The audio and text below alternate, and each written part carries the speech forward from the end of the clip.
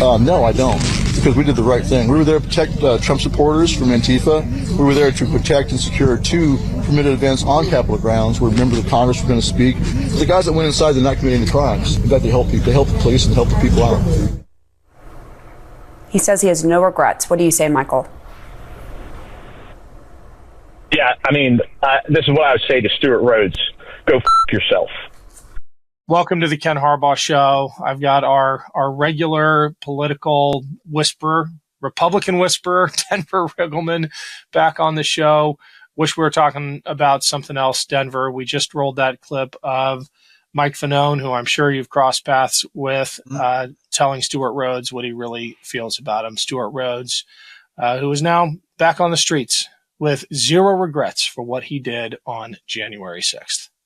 Yeah, I mean, why would they have regrets? I mean, they have a president that has released his own shadow army back into our United States ecosystem. And, you know, I had somebody like it's his own version of the SA, you know. It's like they're brown shirts, but much more ignorant. So I'm definitely behind Michael Fanone in that. And, you know, you never want to make comparisons to Nazi Germany ever. You know, it's just one of those things that is tough. But if you look at the early 30s and you look at the lies, the disinformation, the cult of personality, there's definitely some parallels. And, you know, what Michael Fanone said, I think sums up my feelings completely. But now you have this whole group that can now rationalize what they did based on literal fantasy. None of that was true. And when he talked about Antifa being in the crowd, and we know the conspiracy theories that President Trump pushed about Antifa, FBI, CIA. So are you telling me that President Trump really is the deep state and he pardoned Antifa, FBI, and CIA agents? Well, it looks like he did. So maybe these conspiracy theorists should be looking at the fact that Trump is the deep state and he's actually the one who is behind it. And the fact that he pardoned them, I think he takes responsibility for what happened that day based on the pardon. So it looks like President Trump is actually the deep state and wanted the FBI, CIA, and Antifa to do that on January 6th. I was going to get around to this later, but you've teed it up nicely. I mean, if you look at the dais for the inauguration, the net worth of the billionaires up there probably approaches $1 trillion. If ever there were a deep state critique, it would be that picture, right? These are the individuals, just a handful of them, who are about to control how information is flowing across the internet. They have paid for every spot next to Donald Trump, in some cases, hundreds of millions of dollars, and their net worth has grown commensurately with that investment. I mean, that's the deep state, right?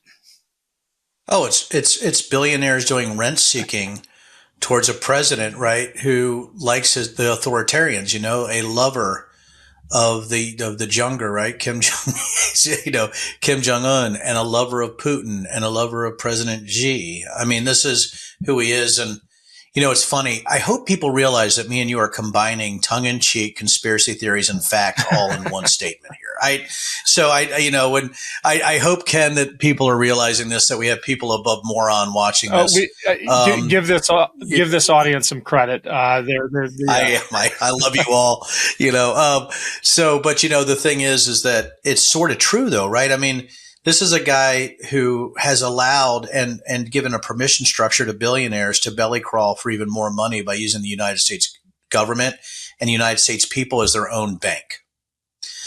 That's what's happening. When you look at the crypto scams, when you look at all this that's going on right now, you look at the new Melania coin. Think about what I just said there, the Melania coin. When you look at all this going on, and when you look at ABC News, was it yesterday morning, their big story was how Melania's fashion choices are defining her life. You have to get to a point that we are in a violent idiocracy run by billionaires and an oligarchy with an authoritarian bent that's trying to use crypto and their own disruptive conspiracy theories to control the ignorant and mine them for money. That's how I'm looking at the United States right now. Can you talk about this crypto scam, the most immediate one? Because I think a lot of people probably aren't aware that Donald Trump's net worth skyrocketed overnight because of a a fake currency.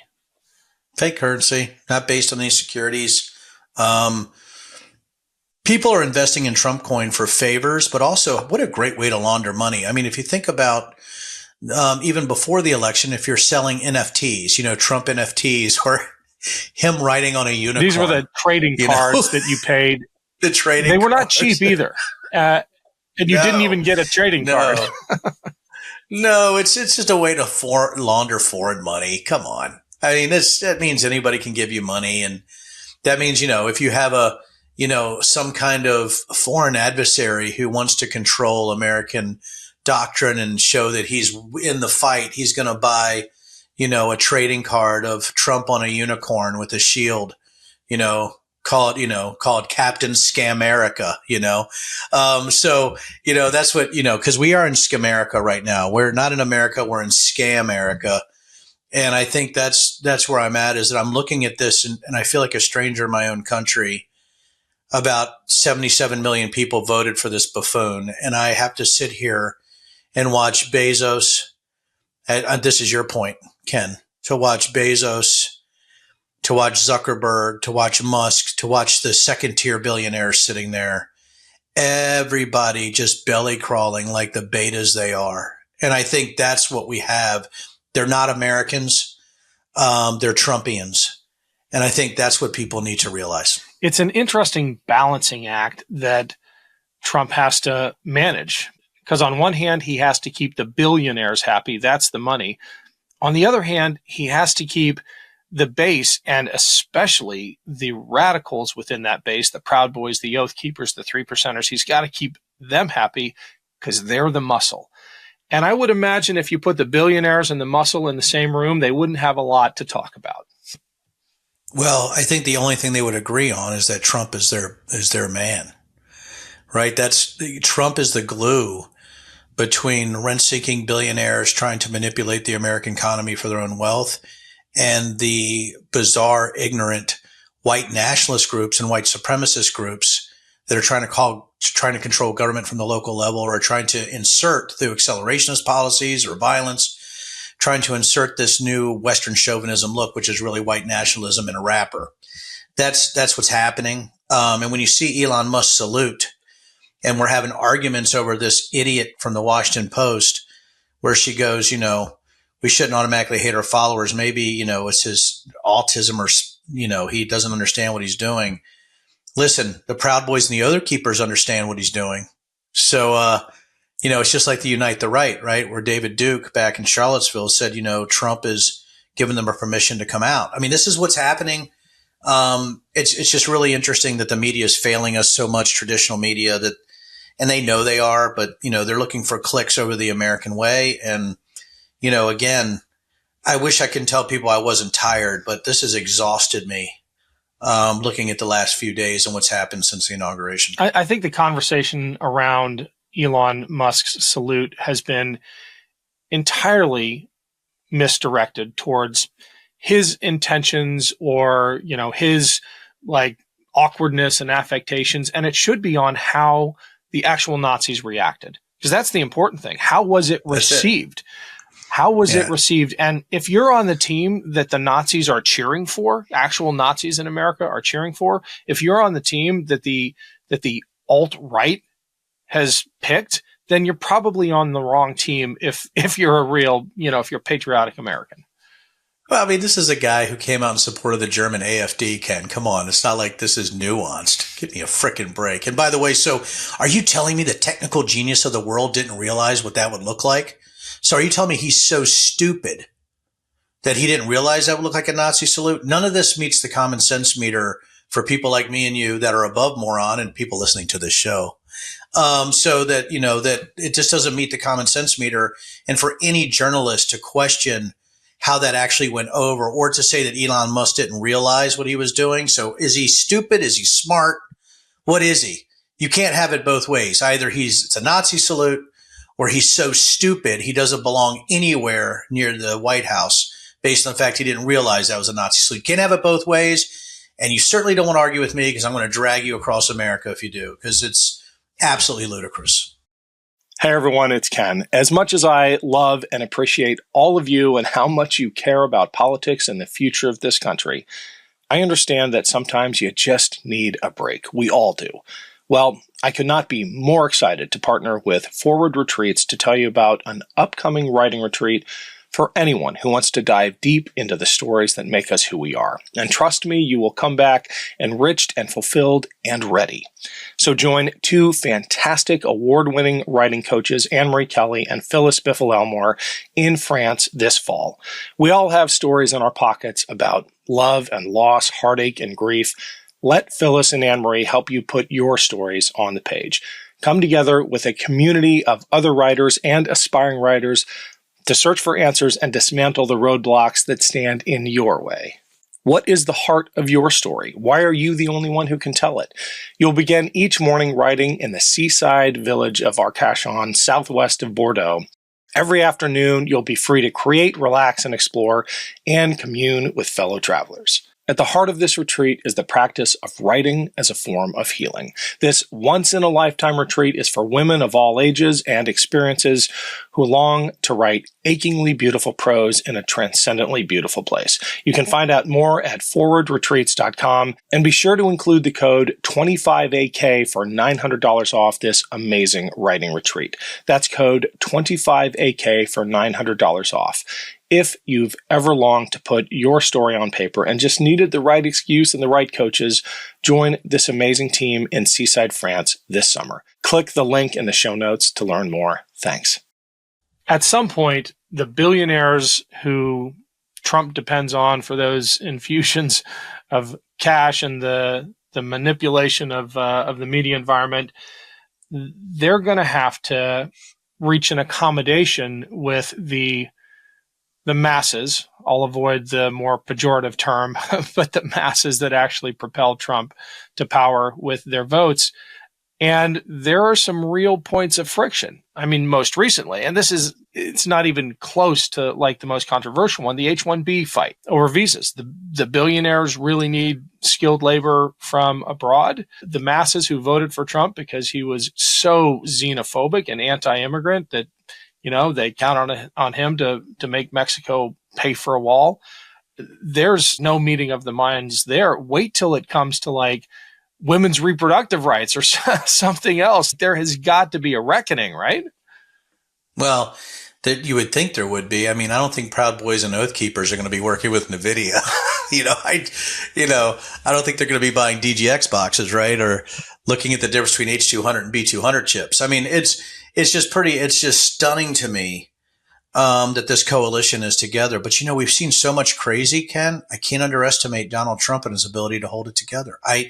Everybody said the honeymoon period's going to be over. It's not going to be long. Ken, we're fairly intelligent. I think what we thought might happen, where people see what he is after January 6th, we knew that disinformation and that January 6th was a practice run. What I don't think we realized was that this practice run wasn't just about the violence or the ability to do it and get away with it. It's about the messaging to the masses that works for a massive vote tally for somebody who lies constantly, but somebody who pushes disinformation like it's mother's milk. So I think that's what they learned, is that stupid votes count just as much as smart ones. And that's what happened. And if you have mainstream Republicans following along with this, there is much to blame as Proud Boys and Oath Keepers for who is in office. Every single person who voted for Donald Trump, they're to blame for whatever Proud Boy or Oath Keeper does, because they're off the leash. Jacob Chansley, the QAnon shaman, said he's going to go buy some more guns. Yeah. Every voter is responsible for that. And if you voted for Trump and there's violence from them, you're the problem. It's your fault. And I'm going to tell that to your face, and you better be ready. Wow. Yeah, I'm not there yet, because I still want to believe, and we've talked about this already, that we have an information problem as a country more than a character problem. I'm picturing that Trump voter who is tuned out and was worried about the price of eggs, right? They're still out there, right? The ones who don't swim in politics and facts like we do. And they are just so easily manipulated by the information ecosystem that has now gotten so good at targeting specific messages. I mean, who watches cable news anymore, right? They are getting a individually tailored drip feed of exactly the kind of information that Zuckerberg and Musk want them to get. Gosh, Ken, it's almost like, oh man, what you just said is pretty profound. And I'm trying to sum it up. Okay. It's almost as if superior technology enhances radical ignorance. It's we have these amazing technologies that are able to metastasize disinformation in an algorithmic way that this is the first time in American history that we've had to deal with this. People say, there's been disinformation, propaganda in the past, but we've never dealt with this in American history. We never dealt with this dream, this democratic institution that could fold in on itself based on a disinformation campaign that started, well, let's go back to the Tea Party. I mean, Americans have always been conspiratorial. Let's go back to 9/11. But this absolute fantasy, really, I do think 30 to 50 million Americans would believe that Brawndo does actually help crops grow, that they could use energy drinks on farm fields. I mean, we're in this kind of violent idiocracy where you have a person like Stuart Rhodes, full circle, saying that he was there to protect America from Antifa, which is so dumb, which is so ignorant. It's so absolutely ridiculous. Nobody could believe that. You can't believe that, but tens of millions of people do. What do we do about that? And I think you're dead on about the information problem. I just think we're down the road that I don't know if there's a mask that fits that can stop this pandemic. Yeah. Well, Denver, as always, great to have you. We're going to send you out with your interview from Against All Enemies. It's hard for me to believe how long ago that was and how we've come full circle. I mean, we made that movie as, well, I was making it as sort of a historical record. I mean, as a warning, but I didn't want to forget the lessons of January 6th. As skeptical as I often am about the inherent strengths of American democracy, I did not think we'd be at a point where those guys are being pardoned, and more than pardoned, lionized. Here we are. We'll keep talking about it, Denver. I know you're not going anywhere. We're both in the fight. Come back soon. Here's Denver in Against All Enemies. Our group was the second group to enter Afghanistan. It's so enticing. You get to fight again, You're trained in certain things. You can see the battlefield better. If you believe the country's under attack, you have a certain set of skills that maybe you were trained with that you can help the group around you, right? You're a force multiplier. They're fucking coming. You need to lock and loaded, ready to go. Hey guys, everybody spread out, get eyes open, get a good perimeter. They light shit on fire, we can shoot on them, right? Yep. They very fucking well. Hopefully they light shit on fire. Love this video? Make sure you stay up to date on the latest breaking news and all things Meidas by signing up to the MeidasTouch newsletter at MeidasTouch.com/newsletter.